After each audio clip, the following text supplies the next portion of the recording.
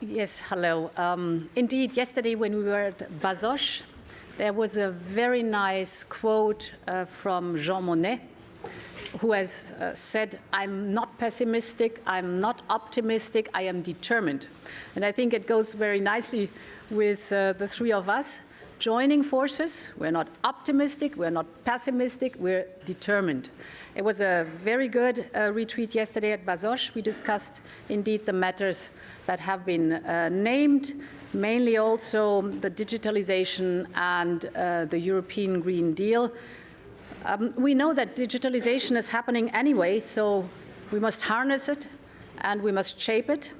We are convinced that technology sovereignty is consistent with an open market, and it means to build competitiveness with our values embedded in it. Same goes for the European Green Deal.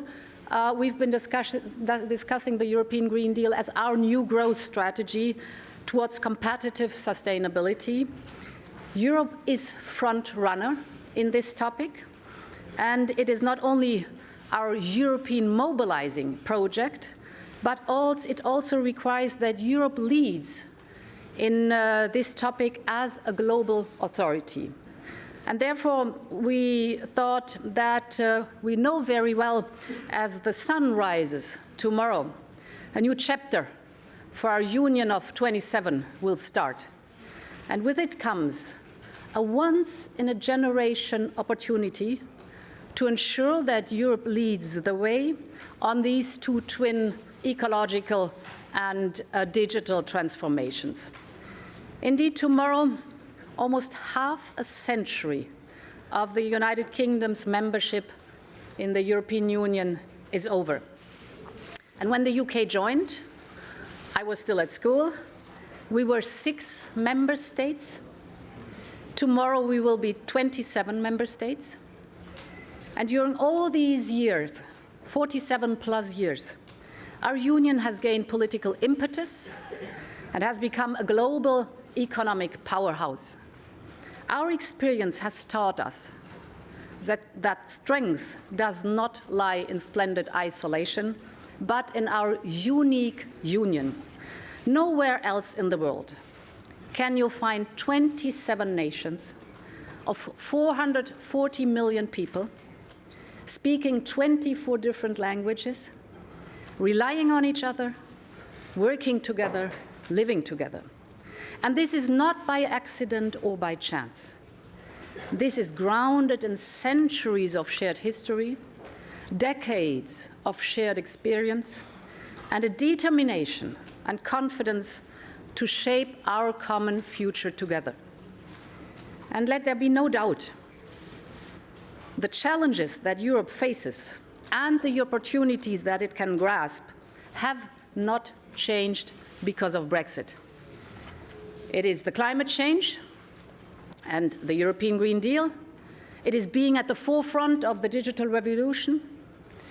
It is managing migration in an effective and humane way. It is building strong partnerships across the globe. And as part of this, we want to have the best possible relationship with the United Kingdom, but it will never be as good as membership.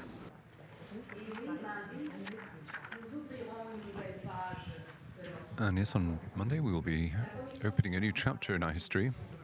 The Commission will be tabling its proposals for the negotiations.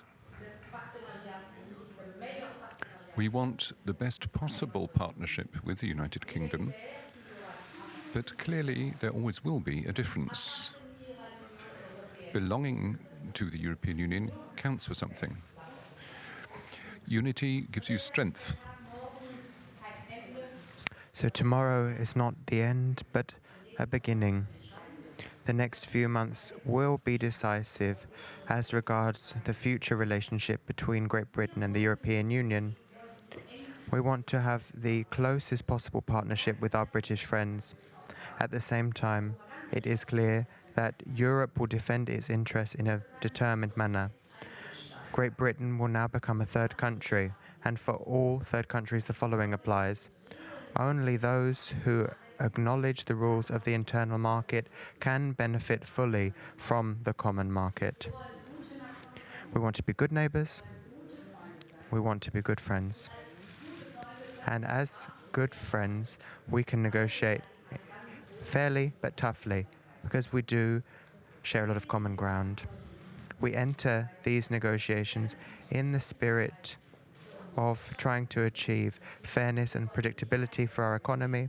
We want safety and security for our people. And for young people on both sides of the channel, we want it to be possible to have as many joint research projects and study exchanges as possible.